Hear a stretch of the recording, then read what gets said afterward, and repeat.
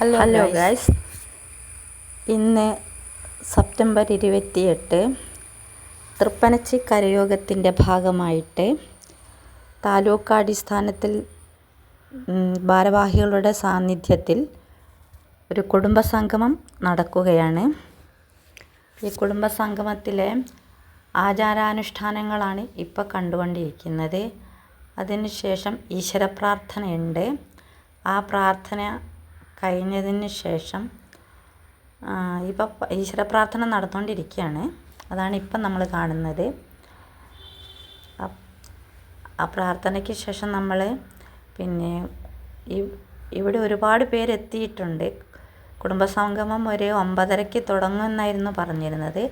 പക്ഷേ അത് കുറച്ചല്പം വൈകിട്ടുണ്ട്. 10:30 കാണും ആരംഭിക്കുമ്പോൾ തന്നെ. പ്രസംഗത്തിനും മറ്റും ഒരു 5 പേര് ഇവിടെ വന്നിട്ടുണ്ട്. അതിഥികളായി നമ്മൾ ക്ഷണിച്ചിട്ടുണ്ട്.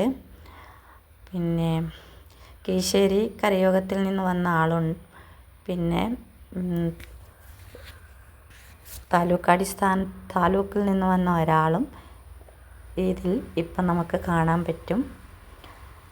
പ്രാർത്ഥനയ്ക്ക് ശേഷം പിന്നെ നമ്മൾ ഈ പ്രസിഡൻറ്റിൻ്റെ സ്വാഗത പ്രസംഗം ഉണ്ടായിരിക്കും. അതിനുശേഷം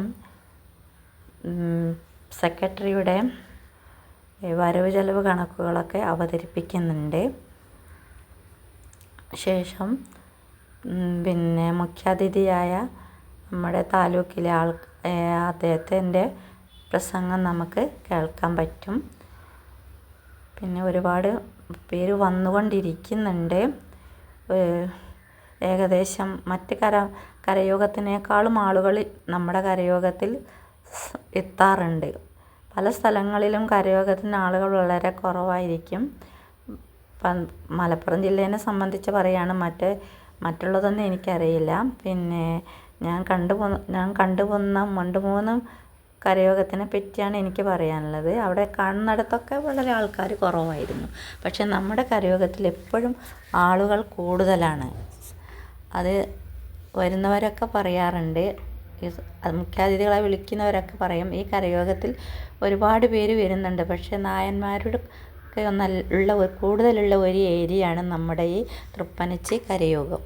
അതുകൊണ്ട് തന്നെ നമുക്ക് ഒരുപാട് പേരെ കിട്ടുന്നുണ്ട്. ഇവിടെ വനിതകളുടെ ഒരു സംഗമം നടക്കുന്നുണ്ട്. ഇന്ന് പ്രധാന മീറ്റിംഗ് എന്ന് പറയുമ്പോൾ അതിൽ പിന്നെ ഈ SSLCക്ക് A+ കിട്ടിയ കുട്ടികളുടെയും ഇപ്പോൾ കാണുന്നതാണ്. SSLCക്ക് A+ കിട്ടിയ കുട്ടികൾക്ക് അവാർഡ് ദാനം കൊടുക്കുന്നുണ്ട്. അതുപോലെ +2-ന് ഫുൾ A+ കിട്ടിയ കുട്ടികൾക്കും സമ്മാനം കൊടുത്തുകൊണ്ടിരിക്കുന്ന കാഴ്ചയാണ് നമ്മൾ കാണുന്നത്. പിന്നെ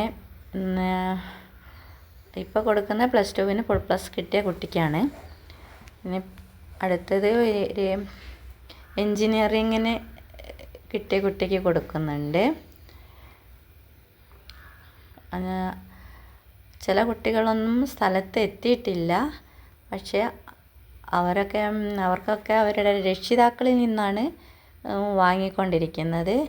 ഈ കുട്ടിക്കും +2-ന് ഫുൾ A+ കിട്ടിയ കുട്ടിയാണ്. ഒരു ഫുൾ A+ കിട്ടിയ ഒരു ആൺകുട്ടിക്കും ഒരു പെൺകുട്ടിക്കുമാണ് കൊടുക്കുന്നത്. അതുപോലെ SSLCക്ക് ഫുൾ A+ കിട്ടിയ ഒരു ആൺകുട്ടിക്കും ഒരു പെൺകുട്ടിക്കും.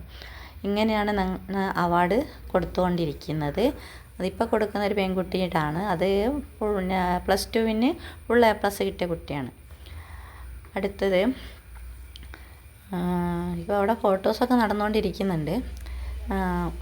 അടുത്തത് ഒരു എൻജിനീയറിങ്ങിൻ്റെ കുട്ടിയെ വിളിക്കുന്നുണ്ട്. പക്ഷേ കുട്ടിയെ കാണാനില്ല. കുട്ടിക്ക് പകരമായിട്ട് കുട്ടിയുടെ രക്ഷിതാവിനാണ് കൊടുക്കാൻ പോകുന്നത്. അദ്ദേഹം വരുന്നേ ഉള്ളൂ.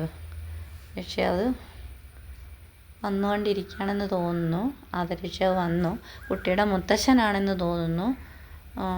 ആ കുട്ടിയുടെ അവാർഡ് മുത്തശ്ശനാണ് ഏറ്റുവാങ്ങുന്നത്. ഇത്രയും പ്രായത്തിൽ അദ്ദേഹം അത് വാങ്ങുന്നു. അദ്ദേഹത്തിന് എന്തോ ഒരു സന്തോഷമൊക്കെ നമുക്ക് ആ മുഖത്ത് കാണാൻ പറ്റുന്നുണ്ട്. അടുത്തത് എൻ്റെ ഒരു NCCയുടെ കുട്ടിയുടെ പിന്നെ അവാർഡ് ദാനമാണ്.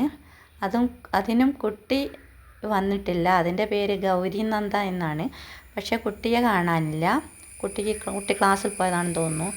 പിന്നെ അതുകൊണ്ട് അതിൻ്റെ രക്ഷിതാവാണ് ഈ സമ്മാനം ഏറ്റുവാങ്ങുന്നത്.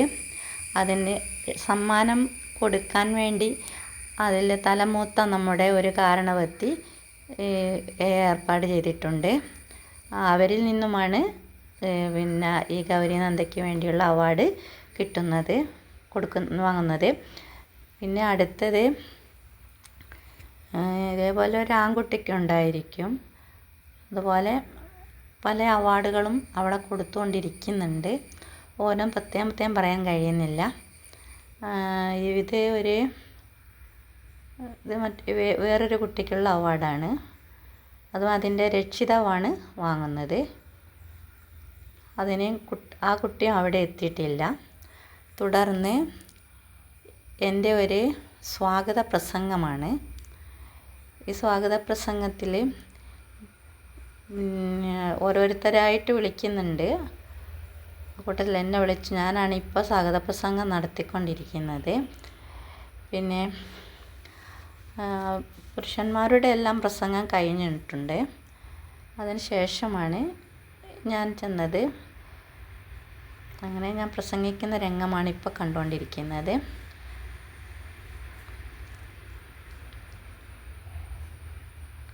പക്ഷേ ഈ കരയോഗത്തിൽ ഞാൻ 5 വർഷം പ്രസിഡൻ്റായിരുന്നു. ഇപ്പം ഞാൻ പ്രസിഡൻ്റ് സ്ഥാനം ഒഴിഞ്ഞു. പിന്നെ ഇന്നത്തെ കരയോഗത്തിൻ്റെ പ്രാധാന്യം എന്ന് വെച്ചാൽ ഇന്ന് കരയോഗത്തിന് പുതിയ ആൾക്കാരെ തിരഞ്ഞെടുക്കലും പിന്നെ മീറ്റിങ്ങിൽ പണ്ടത്തെ ആൾക്കാരെയൊക്കെ പിരിച്ചു വിട്ടിട്ട് ഒരു 3 കൊല്ലത്തേക്കുള്ള ആൾക്കാരെ പുതുതായി എടുക്കുന്ന ഒരു മീറ്റിങ്ങും കൂടിയാണ് ഇന്ന്. അത് വളരെ സന്തോഷമുണ്ട്. പിന്നെ പുതിയ ആൾക്കാർക്കുള്ള ചാൻസ് കൊടുക്കണം എന്നാണ് എൻ്റെ അഭിപ്രായം. അതുകൊണ്ട് തന്നെയാണെന്ന് തോന്നുന്നു പുതിയ ആളുകളൊക്കെയാണ് ഈ കരയോഗത്തിൽ അംഗങ്ങളാക്കി വെച്ചിട്ടുള്ളത്. അതായത് ഒരു 11 പേരെ ഈ ഇതിലേക്ക് തിരഞ്ഞെടുക്കണം കരയോഗത്തിൽ. പിന്നെ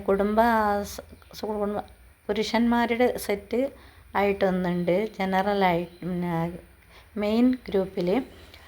പിന്നെ സ്ത്രീകൾക്ക് മാത്രമുള്ള ഒരു ഭാഗം വേറെയുണ്ട്. അത് ഒരു 11 സ്ത്രീകൾ വയ്ക്കുന്നുണ്ട്. പിന്നെ എൻ്റെ പ്രസംഗമൊന്നും കഴിഞ്ഞിട്ടില്ല. ഞാനങ്ങനെ പ്രസംഗിച്ചുകൊണ്ടിരിക്കുകയാണ്. അങ്ങനെ അടുത്തത് കുറേ കലാപരിപാടികളൊക്കെ അവിടെ നടത്തിയിട്ടുണ്ട്. ആ കലാപരിപാടികൾ പിന്നെ പാട്ട്, പിന്നെ അതുപോലെ മോണോ ആക്ട്, ഇങ്ങനെ പല പരിപാടികളും അവിടെ നടത്തിയിട്ടുണ്ട്. പിന്നെ കുറേ ഒഴിവു സമയങ്ങളൊക്കെ അവിടെ കിട്ടിയിരുന്നു. ആ ഒഴിവു സമയങ്ങളിലൊക്കെ ഓരോ കാര്യങ്ങളിങ്ങനെ അതിനെപ്പറ്റി കൂടുതൽ പാടാനുള്ള അവസരം എല്ലാവർക്കും കൊടുത്തിരുന്നു. പിന്നെ കരയോഗത്തിൻ്റെ പ്രാധാന്യത്തെപ്പറ്റി ഈ താലൂക്കിൽ നിന്ന് വന്ന സാറും പിന്നെ കീഴ്ശ്ശേരിയിൽ വന്നൊരു സാറും എല്ലാം പ്രസംഗിച്ചത് വളരെ നന്നായിട്ടുണ്ട്. കേൾക്കാൻ സാധിച്ചത്. പിന്നെ അടുത്തതൊരു മോണോ ആക്റ്റാണ്. ആ മോണോ ആക്ടിൻ്റെ ചെറുഭാഗമാണ് ഇപ്പം നമ്മൾ കണ്ടുകൊണ്ടിരിക്കുന്നത്. പിന്നെ ഒരു ഗാനമാണ്. ഗാനം ഫുള്ളായിട്ട് എനിക്ക് ഇടാൻ പറ്റില്ല. കാരണം അത് കോപ്പിറൈറ്റ് ആയിട്ട് മാറുമോ എന്ന പേടി കൊണ്ടാണ് ഞാൻ അത് ഇടാത്തത്, ശബ്ദം കേൾപ്പിക്കാത്തത്. ചിലപ്പോൾ അത് കോപ്പിറൈറ്റിലേക്ക് പോവും. അതുകൊണ്ട് പാട്ട് ഒരു കരോക്കെ ഗാനമാണ്. അതുകൊണ്ട് തന്നെ ഞാനത് ശബ്ദം കേൾപ്പിക്കാതെ ഇട്ടതാണ്. അങ്ങനെ ആ പാട്ട് നടന്നുകൊണ്ടിരിക്കുകയാണ്.